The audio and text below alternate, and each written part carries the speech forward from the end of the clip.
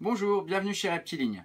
Le Boïdé 2016 approche à grands pas. Donc notre week-end consacré aux pitons et aux boas, le Boïdé qui aura lieu dans notre boutique de Lyon le 26 et 27 novembre. Donc aujourd'hui, j'ai voulu faire une vidéo sur les boa constrictors, donc une espèce qui est très présente en captivité. Et j'ai voulu vous parler d'une mutation, la mutation albinos. Donc ça a été la première et donc c'est la plus vieille mutation chez les boa constrictors. Donc je vais vous raconter un peu l'histoire de cette mutation en captivité, comment elle est arrivée et qu'est-ce qu'on a aujourd'hui. Donc on connaît deux lignées génétiques différentes d'albinos en captivité. La ligne qu'on appelle celle de Peter Cole, du nom de l'éleveur américain qui a développé cette lignée en captivité, et la Brian Sharp, donc du nom de Brian Sharp, l'éleveur américain qui a développé cette ligne en captivité. Donc on va commencer par la plus ancienne et par la plus connue, qui est celle de Peter Cole.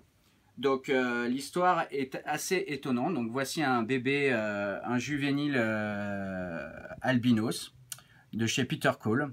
Donc vous voyez, l'albinisme, qu'est-ce que c'est?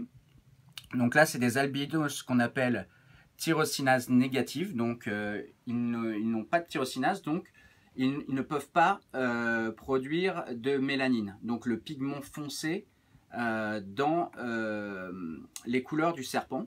Donc c'est pour ça qu'on a un animal qui a donc la langue complètement rose, les yeux rouges, roses, et donc une couleur, il n'y a absolument aucune mélanine. Donc c'est une mutation qu'on sait aujourd'hui récessive, mais à l'époque, quand les premiers boas albinos sont apparus, et je vais vous raconter leur histoire, personne ne savait ce que c'était et comment ça se transmettait. Donc à l'époque, les premiers boa constrictors albinos qui ont été connus, c'était des 4 jeunes qui sont nés d'une femelle boa constrictor en Colombie, donc une femelle qui avait été prélevée dans la nature.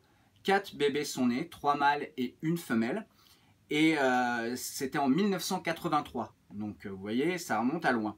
Donc en 1983, et donc plusieurs éleveurs américains se sont associés pour acheter ces 4 jeunes et essayer de les reproduire, bien sûr. Donc au bout de 6 ans, en 1989, ils n'y arrivaient toujours pas. Ils ont décidé de céder 2 animaux, 2 mâles. Donc Peter Cole, à ce moment-là, en 1989, a fait l'acquisition de 2 mâles albinos. À l'époque, il avait payé 25 000 $ chaque animal. Donc vous voyez, pour l'époque, c'était vraiment une somme énorme, et ça le reste toujours aujourd'hui. Et en fait, ce qui est amusant pour l'anecdote, c'est que Peter Cole, à cette époque-là, n'avait encore jamais reproduit lui-même de boa constrictor. Mais bon, il croyait en ce projet, il était motivé. Donc il a acheté ces 2 mâles, et il a fait aussi l'acquisition d'un groupe de femelles classiques. Je crois qu'il y en avait 7 pour la petite histoire. Et au début des années, un an après, il a eu 2 portées de bébés issus d'un mâle albinos et de 2 femelles classiques. Donc ils étaient, on le sait aujourd'hui, 100% hétérozygotes pour albinos. Et donc il a gardé ces animaux. Il en a cédé une partie d'ailleurs à Brian Sharp, qui lui avait acheté ça pour, à mon avis, une bonne somme d'argent, ce qui lui a permis de se rembourser quelque part. Et donc il a travaillé avec ces serpents hétérozygotes. 2 ans après, en fait, il avait fait bien pousser ces animaux, donc il a réussi à remettre un mâle albinos sur certaines femelles qui étaient donc porteuses du gène. Et en 1993, il a sorti les premiers spécimens albinos nés en captivité. Donc sur une portée de 22 jeunes, il a eu 3 jeunes albinos. Donc il a été la première personne au monde à reproduire des boas albinos en captivité. C'est pour ça que c'est la souche la plus ancienne connue.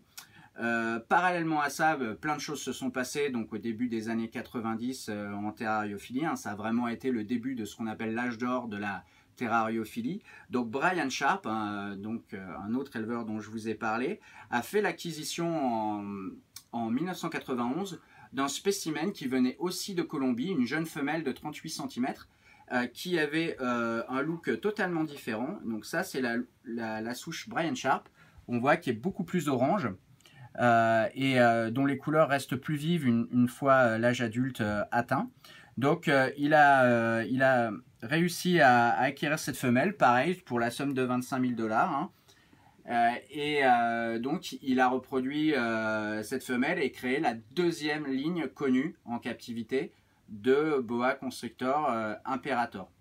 Donc vous voyez, on ne se rend pas compte des fois maintenant que la terriophilie est bien développée et que ces animaux sont un petit peu devenus ce qu'on va appeler des classiques qu'on voit très régulièrement un peu partout, de combien il a fallu de travail et d'investissement à certains éleveurs et une motivation incroyable pour arriver à rendre ces animaux, on va dire, maintenant très populaires et accessibles à tous.